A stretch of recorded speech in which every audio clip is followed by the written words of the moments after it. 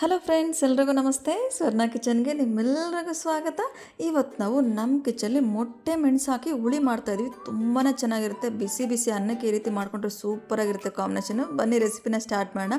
ನಾನೀಗ ಒಂದು ಪಾತ್ರೆಗೆ 1 ಟೇಬಲ್ ಸ್ಪೂನ್ ಆಗೋಷ್ಟು ಧನಿಯಾ, ಅದೇ ರೀತಿ ಕಡಲೆಕಾಳು, ಉದ್ದಿನಕಾಳು, ಜೀರಿಗೆ, ಬ್ಲ್ಯಾಕ್ ಪೆಪ್ಪರ್ ಈಗ ಇದನ್ನೆಲ್ಲ ಹಾಕ್ಕೊಂಡು ಇದ್ರ ಜೊತೆಗೆ ಒಂದು 3 ಒಣಮೆಣಸಿನಕಾಯಿ ಹಾಕ್ಕೊಳ್ತಾ ಇದ್ದೀನಿ. ಇದನ್ನು ಒಂದು 2 ರಿಂದ 3 ನಿಮಿಷ ಮೀಡಿಯಂ ಫ್ಲೇಮಲ್ಲಿ ಇಟ್ಕೊಂಡು ಹುರ್ಕೋಬೇಕಾಗುತ್ತೆ. ಅದಾದ ನಂತರ ಹಾಗೆ ಇದ್ರ ಜೊತೆಗೆ ನಾನಿಲ್ಲಿ 1 ರೆಕ್ಕೆ ಆಗೋಷ್ಟು ಕರ್ಬೇವನ್ನೆಲ್ಲ ಹಾಕ್ಕೊಳ್ತಾ ಇದ್ದೀನಿ. ಕರ್ಬೇವನ್ನೆಲ್ಲ ಹಾಕಿದ್ರೆ ಫ್ಲೇವರ್ ತುಂಬಾ ಚೆನ್ನಾಗಿರುತ್ತೆ ಈ ಹುಳಿಗೆ. ಇದನ್ನು ಹುರ್ಕೊಂಡ ನಂತರ ಜಸ್ಟ್ 1 ರಿಂದ 2 ನಿಮಿಷ ಹುರ್ಕೊಳ್ಳೋಣ. ನಂತರ ನಾನಿಲ್ಲಿ ಒಂದು 2 ಟೇಬಲ್ ಸ್ಪೂನ್ ಆಗೋಷ್ಟು ಎಳ್ಳು ಹಾಕ್ಕೊಳ್ತಾ ಇದ್ದೀನಿ. ಇದು ನಾವು ಗ್ಯಾಸ್ ಸ್ಟವ್ನ ಆಫ್ ಮಾಡೋದಕ್ಕಿಂತ 2 ನಿಮಿಷ ಮುಂಚೆ ಹಾಕ್ಕೊಂಡ್ರೆ ಸಾಕಾಗುತ್ತೆ. ಇದೊಂದು ಪ್ಲೇಟ್ಗೆ ಹಾಕ್ಬಿಟ್ಟು ಆರೋದಕ್ಕೆ ಬಿಡೋಣ. ಆರಿದ ನಂತರ ಇದನ್ನು ಪುಡಿ ಮಾಡಿ ಪಕ್ಕಕ್ಕೆ ಇಟ್ಕೊಳ್ಳೋಣ.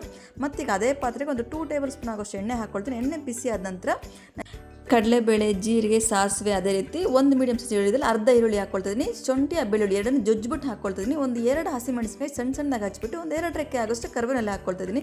ಇದನ್ನೆಲ್ಲ ಒಂದು 2 ರಿಂದ 3 ನಿಮಿಷ ನಾವು ಚೆನ್ನಾಗಿ ಎಣ್ಣೆಯಲ್ಲಿ ಫ್ರೈ ಮಾಡ್ಕೋಬೇಕಾಗುತ್ತೆ. ಅದಾದ ನಂತರ ಇಲ್ಲಿ 1 ಮೀಡಿಯಂ ಸೈಜ್ ಸಣ್ಣ ಟೊಮೆಟೊ, ಒಂದು ಸ್ವಲ್ಪ ಹುಣಸೆಹಣ್ಣ ನೀರು ಹಾಕ್ಕೊಳ್ತಿದ್ದೀನಿ. ಹುಳಿ ಇದ್ದರೆ ತುಂಬಾ ಚೆನ್ನಾಗಿರುತ್ತೆ, ಹಾಗಾಗಿ ಅದನ್ನು ಸ್ವಲ್ಪ ಹಾಕ್ಕೊಳ್ತಿದ್ದೀನಿ. ಹಾಗೆ ಇದ್ರ ಜೊತೆಗೆ ನಾವೀಗೇನು ಪೌಡರ್ ಮಾಡಿ ಇಟ್ಕೊಂಡಿದ್ದೀವಿ ಆ ಪೌಡರ್ನ ಹಾಕ್ಕೊಳ್ತಿದ್ದೀನಿ. ಒಂದು ಅರ್ಧ ಟೇಬಲ್ ಸ್ಪೂನ್ ಆಗೋಷ್ಟು ಅರಿಶಿನ ಹಾಕ್ಕೊಳ್ಳೋಣ.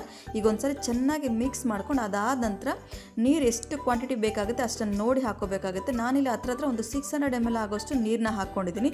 ರುಚಿಗೆ ತಕ್ಕದಷ್ಟು ಉಪ್ಪನ್ನ ನೋಡಿ ಹಾಕ್ಕೋಬೇಕಾಗುತ್ತೆ. ನಾನಿಲ್ಲಿ ಹತ್ರ 1 ಟೇಬಲ್ ಸ್ಪೂನ್ ಆಗೋಷ್ಟು ಪುಡಿ ಉಪ್ಪನ್ನ ಹಾಕ್ಕೊಂಡೆ. 1 ಚಿಟಿಕೆ ಆಗೋಷ್ಟು ಇಂಗುನ ಹಾಕ್ಕೊಂಡಿದ್ದೀನಿ. ಈಗ ಚೆನ್ನಾಗಿ ಕುದಿ ಬರೋ ಟೈಮಲ್ಲಿ ಒಂದು 3 ಮೊಟ್ಟೆನ ಈ ರೀತಿ ಹಾಕ್ಕೊಳ್ತಿದ್ದೀನಿ.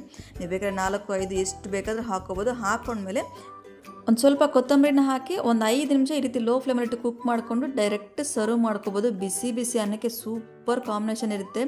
ಈಗಿರೋ ಈ ಕೋಲ್ಡ್ಗೆ ಸ್ವಲ್ಪ ನೆಗಡಿ, ಜ್ವರ ಆ ರೀತಿ ಇದ್ದಾಗ ಈ ರೀತಿ ಒಂದ್ಸಲ ಟ್ರೈ ಮಾಡಿ ನೋಡಿ, ತುಂಬಾ ಚೆನ್ನಾಗಿರುತ್ತೆ.